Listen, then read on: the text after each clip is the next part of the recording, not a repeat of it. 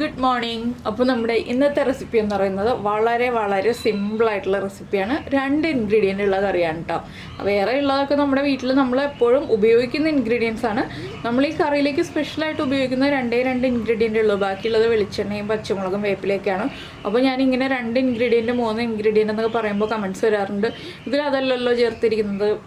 ഇപ്പോൾ കഴിഞ്ഞ ദിവസം നമ്മുടെ ആ ഒരു ബ്രെഡ് ഡെസേർട്ടിന് ഒരു കമൻറ്റ് വന്നിരുന്നു, നമ്മൾ 2 ഇൻഗ്രീഡിയൻ്റ് എന്ന് പറഞ്ഞിട്ട് 3-4 ഇൻഗ്രീഡിയൻസ് ചേർത്തല്ലോ. അപ്പോൾ ഞാൻ പറഞ്ഞല്ലോ, അതിൽ നിങ്ങൾക്ക് ഓപ്ഷനിലാണ്, താല്പര്യമുണ്ടെങ്കിൽ ചേർത്താൽ മതി, ബാക്കിയുള്ളത് മാത്രം ചേർത്താൽ മതി എന്നുള്ളത്. പഞ്ചസാര മാത്രമേ നമുക്ക് വീട്ടിലുള്ള കാര്യങ്ങൾ ആഡ് ചെയ്യേണ്ടതുണ്ടായുള്ളൂ. കാഷ്യൂനട്ട് ആൽമണ്ട്സ് ഒക്കെ ഓപ്ഷനിലായിരുന്നു. അത് നിങ്ങളുടെ ഇഷ്ടം പോലെ ചെയ്താൽ മതി എന്ന് പറയുന്നുണ്ടായിരുന്നു. ഇതുപോലെ തന്നെയാണ് ഇത്. മത്തങ്ങയും പയറും മാത്രം നമ്മൾ പുറമേ നിന്ന് വാങ്ങിച്ചിട്ട് ബാക്കിയുള്ള പച്ചമുളക്, വേപ്പില, വെളിച്ചെണ്ണ, ഇത്രയും നമ്മുടെ വീട്ടിൽ എന്നും ഉണ്ടാകുന്ന കാര്യങ്ങളാണ്. മത്തങ്ങയും പയറും മാത്രം എന്നും ചിലപ്പോൾ ഉണ്ടാവില്ലായിരിക്കും. ഇത് 2 ചേർത്തിട്ട് ഉണ്ടാക്കാൻ പറ്റുന്ന ഒരു ഈസി റെസിപ്പിയാണ് നമ്മുടെ മത്തങ്ങ പയർ ഓലൻ. അപ്പോൾ ഓലൻ ഇങ്ങനെയാണോ ഉണ്ടാക്കുന്നതെന്ന് ചോദിച്ചാൽ ഓലൻ ഇങ്ങനെയും ഉണ്ടാക്കാം, തേങ്ങാപ്പാൽ ചേർക്കാതെ. അപ്പോൾ നിങ്ങൾ ഇതുപോലെ ഉണ്ടാക്കി നോക്കിയിട്ടില്ലെങ്കിൽ ഉറപ്പായിട്ടൊന്ന് ട്രൈ ചെയ്ത് നോക്കൂ. എങ്ങനെയാണ് നമ്മുടെ ഓലൻ തയ്യാറാക്കുന്നത് നോക്കാം. നമുക്ക് നമ്മുടെ ഇൻഗ്രീഡിയൻസ് നോക്കാം. ഇൻഗ്രീഡിയൻസ് എന്ന് പറയാനും മാത്രം ഒരുപാട് കാര്യങ്ങളൊന്നുമില്ല. നമ്മളൊരു 3/4 കപ്പ് വൻപയർ വെള്ളത്തിൽ സോക്ക് ചെയ്തെടുത്തിട്ടുണ്ട് 2 മണിക്കൂർ. വെള്ളത്തിൽ സോക്ക് ചെയ്തെടുത്തിട്ടില്ലെങ്കിൽ 4-5 വിസിൽ വരുന്നത് വരെ കുക്ക് ചെയ്തെടുത്താലും മതി. ഇതിപ്പോൾ ഒരു 3 വിസിൽ കുക്കായി കിട്ടും. അതുപോലെ തന്നെ 1/4 കിലോ മത്തങ്ങ എടുത്തിട്ടുണ്ട്. അത് ഞാൻ ഇതുപോലെ കുറച്ച് തിക്നെസ് കുറച്ച് കട്ട് ചെയ്തിട്ട് എടുത്തിട്ടുണ്ട്. അപ്പോൾ ആദ്യം നമുക്ക് ഈ വൻപയർ കുറച്ച് ഉപ്പ് ചേർത്ത് നന്നായിട്ട് വേവിച്ചെടുക്കണം. നന്നായിട്ട് വെന്തുടഞ്ഞ് വരുന്ന ആ ഒരു പാകത്തിൽ വേവിച്ചെടുക്കണം. അതിന് ശേഷം വേണം നമുക്ക് മത്തങ്ങ ചേർക്കാനായിട്ട്.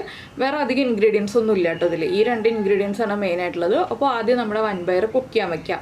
വൻപയർ എത്ര വിസിലിൽ കുക്കാവുന്നോ നിങ്ങൾ അത്രയും വിസിൽ വരുന്നത് വരെ കുക്ക് ചെയ്തെടുക്കാം. മഞ്ഞൾപ്പൊടി വേറെ ഒന്നും ചേർക്കരുത്, ഉപ്പ് മാത്രം ചേർത്തിട്ട് വേവിച്ചെടുക്കുക.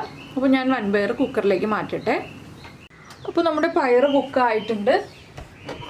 ഞാൻ കുക്കർ തുറന്നു, കംപ്ലീറ്റ് പ്രഷർ പോയി. പയർ ഉടഞ്ഞു പോകുന്ന രീതിയിൽ കുക്കായിട്ടില്ല, ഒന്നുകൂടി കുക്കാവണം. അപ്പോൾ ഞാൻ ഇതിലേക്ക് 2 പച്ചമുളക്, അതുപോലെ തന്നെ ഒരു 4-5 ഇതൾ കറിവേപ്പില, പിന്നെ നമ്മൾ കട്ട് ചെയ്ത് വെച്ചിരിക്കുന്ന മത്തങ്ങ, ഇത്രയും ചേർത്ത് കൊടുക്കുകയാണ്.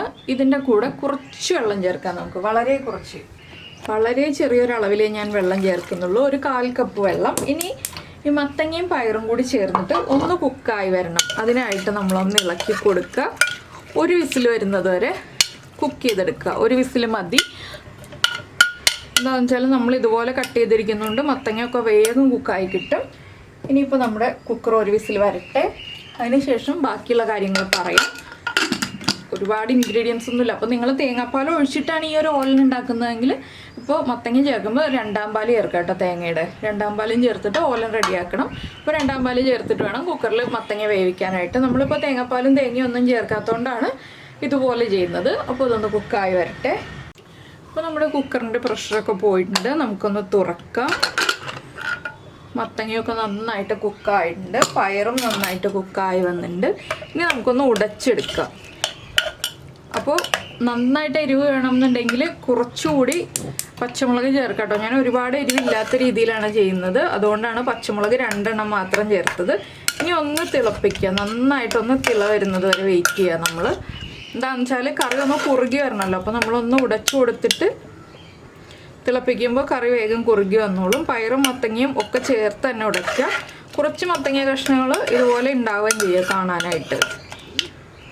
അപ്പോൾ ഇത് വേഗം കുറുകും കേട്ടോ, ഒരുപാട് സമയമൊന്നും എടുക്കില്ല കുറുകാനായിട്ട്. എന്താണെന്ന് വെച്ചാൽ നമ്മൾ ഫ്ലെയിം ഓഫ് ചെയ്ത് വെച്ചിട്ടുണ്ടെങ്കിൽ ഫാസ്റ്റായിട്ട് തന്നെ കുറുകി വരും. ഇപ്പോൾ ഇതാ തിളച്ച് തുടങ്ങി. ഇനി നമ്മൾ ഇതിലേക്ക് ചേർക്കേണ്ടത് എന്താണെന്ന് വെച്ചിട്ടുണ്ടെങ്കിൽ നമ്മുടെ കറിവേപ്പില ഉണ്ടല്ലോ. കറിവേപ്പില നമ്മൾ നേരത്തെ വേവിക്കുമ്പോൾ ചേർത്തതാണ്, എങ്കിലും വീണ്ടും കുറച്ച് കറിവേപ്പില ചേർത്ത് കൊടുക്കുക. കുറച്ചധികം തന്നെ ചേർക്കാം. അതുപോലെ തന്നെ ഇതിലേക്ക് കുറച്ച് വെളിച്ചെണ്ണയും കൂടി ചേർക്കുക. അതിനുശേഷം ഫ്ലെയിം ഓഫ് ചെയ്യുക. ഇനി കുക്കറിൻ്റെ ചൂടിലിരുന്ന് തിളച്ച് കുറുകിക്കോളും. ഫ്ലെയിം ഓഫ് ചെയ്തിട്ട് ഇളക്കരുത്, അടച്ചു വയ്ക്കുക. നന്നായിട്ട് അടയ്ക്കേണ്ട, ചെറിയൊരു ഗ്യാപ്പ് ഇട്ടതുപോലെ അടച്ചു വയ്ക്കുക. ഇനി നന്നായിട്ട് ചൂട് മാറി കഴിയുമ്പോൾ ചോറിൻ്റെ കൂടെ ചേർത്ത് കഴിക്കുക. ചോറിൻ്റെ കൂടെ വളരെ നല്ലൊരു സൈഡ് ഡിഷാണ്. പച്ചമുളക് ഇടാതെയാണ് കുട്ടികൾക്ക് ഉണ്ടാക്കി കൊടുക്കുന്നതെങ്കിൽ ചെറിയ കുട്ടികൾക്ക്, ചോറ് കൊടുത്തു തുടങ്ങുന്ന കുട്ടികൾക്കും കൊടുക്കാൻ പറ്റിയൊരു സൈഡ് ഡിഷാണിത്. അപ്പോൾ എന്തായാലും നിങ്ങളെല്ലാവരും തേങ്ങ ചേർക്കാതെയുള്ള ഈ ഒരു മത്തങ്ങ പയർ ഓലൻ ഒന്ന് ട്രൈ ചെയ്ത് നോക്കൂ, നന്നായിട്ട് ഇഷ്ടപ്പെടും. ഞാനിത് വേറൊരു ബൗളിലേക്ക് സെർവ് ചെയ്യാൻ പോവാണ്, അതുകൊണ്ട് ഒന്ന് ഇളക്കണം. അപ്പോൾ നിങ്ങൾ എടുക്കുമ്പോൾ ചൂട് കംപ്ലീറ്റ് മാറിയിട്ട് എടുക്കുമ്പോൾ അപ്പോൾ ഇളക്കി കൊടുത്താൽ മതി. ആ കറിവേപ്പിലയൊക്കെ വാടി വെളിച്ചെണ്ണയുടെ ഫ്ലേവറൊക്കെ നമ്മുടെ ഓലനിലേക്ക് പിടിച്ച് നല്ലൊരു മണവും ടേസ്റ്റും ഒക്കെ ആയിരിക്കും ആ സമയത്ത്. ഞാനിപ്പോൾ ചെറിയൊരു ബൗളിലേക്ക് മാറ്റിയിട്ട് നിങ്ങളെ കാണിച്ചു തരാം എങ്ങനെയുണ്ട് ഓലൻ എന്നുള്ളത്. അപ്പോൾ എന്തായാലും എല്ലാവരും ഇതുപോലെ തേങ്ങ ചേർക്കാതെ തേങ്ങാപ്പാൽ ചേർക്കാതെ ഓലൻ ഉണ്ടാക്കി നോക്കിയിട്ടില്ലെങ്കിൽ ഉണ്ടാക്കി നോക്കാം കേട്ടോ. ഇതുപോലെ ഇളക്കിയിട്ട് വേണം നമ്മുടെ ഓലൻ എടുക്കാനായിട്ട്. കണ്ടോ, മത്തങ്ങ കഷ്ണങ്ങളൊക്കെ ഒരുപാട് അങ്ങോട്ട് ഉടഞ്ഞു പോയിട്ടില്ല, എങ്കിലും ആവശ്യത്തിന് ഉടഞ്ഞിട്ടുമുണ്ട്. നമ്മുടെ പയറും ഇനി ഞാൻ കുറച്ച് ഗ്രേവി മാത്രം എടുത്ത് ഒഴിക്കട്ടെ. എന്താണെന്ന് വെച്ചാൽ നമുക്ക് കുറച്ച് ഗ്രേവിയും കൂടി വന്നാലേ ഈ ഒരു ഓലൻ കാണാൻ തന്നെ ഭംഗി ഉണ്ടാവുള്ളൂ. അപ്പോൾ ഇതിൽ വേറെ ഒന്നും ചെയ്യാനല്ലോ കേട്ടോ, വറവിടോ അതുപോലെ തന്നെയുള്ള വേറെ ഒരു പരിപാടിയില്ല. നമ്മുടെ ഓലൻ എന്താ റെഡിയായി, എൻ്റെ കയ്യിൽ റെഡി ആയിരിക്കുന്നുണ്ട്. അപ്പോൾ നിങ്ങളെല്ലാവരും ഉണ്ടാക്കി നോക്കും എന്ന് വിചാരിക്കുന്നു. ഉണ്ടാക്കി നോക്കിയിട്ട് ഇഷ്ടമായി കഴിഞ്ഞിട്ടുണ്ടെങ്കിൽ ഒന്ന് കമൻറ്റ് ചെയ്യാൻ മറന്നു പോകരുത് കേട്ടോ. അതുപോലെ തന്നെ ഇഷ്ടപ്പെട്ട റെസിപ്പി ആണെങ്കിൽ നിങ്ങൾ ലൈക്ക് ചെയ്യാനും മറന്നു പോകരുത്. പിന്നെ നമ്മുടെ ചാനൽ ആദ്യമായിട്ട് കാണുകയാണ്, നമ്മുടെ വീഡിയോ പ്രസൻറ്റ് ചെയ്യുന്ന രീതിയൊക്കെ ഇഷ്ടമായിരുന്നുണ്ടെങ്കിൽ നമ്മുടെ ചാനലൊന്ന് സബ്സ്ക്രൈബ് ചെയ്ത് സപ്പോർട്ട് ചെയ്യണേ. സബ്സ്ക്രൈബ് ചെയ്യുന്നതിന് ഈ വീഡിയോയുടെ താഴെയുള്ള റെഡ് സബ്സ്ക്രൈബ് ബട്ടൺ ഒന്ന് ക്ലിക്ക് ചെയ്യുക, അതിൻ്റെ റൈറ്റ് സൈഡിലുള്ള ബെല്ലൈക്കണും ക്ലിക്ക് ചെയ്യുക. അപ്പോൾ ഓളെന്ന് പറഞ്ഞിട്ടൊരു ഓപ്ഷൻ കാണാം, ആ ഓളും കൂടി പ്രസ് ചെയ്തിട്ടുണ്ടെങ്കിൽ ഞാൻ എപ്പോഴും വീഡിയോ അപ്ലോഡ് ചെയ്യുമ്പോൾ നിങ്ങൾക്ക് നോട്ടിഫിക്കേഷൻ വരും. അപ്പോൾ എന്തായാലും നമുക്ക് ഇന്ന് പോയിട്ട് നാളെ നമ്മുടെ അടുത്തൊരു റെസിപ്പിയുമായിട്ട് നാളെ കാണാം.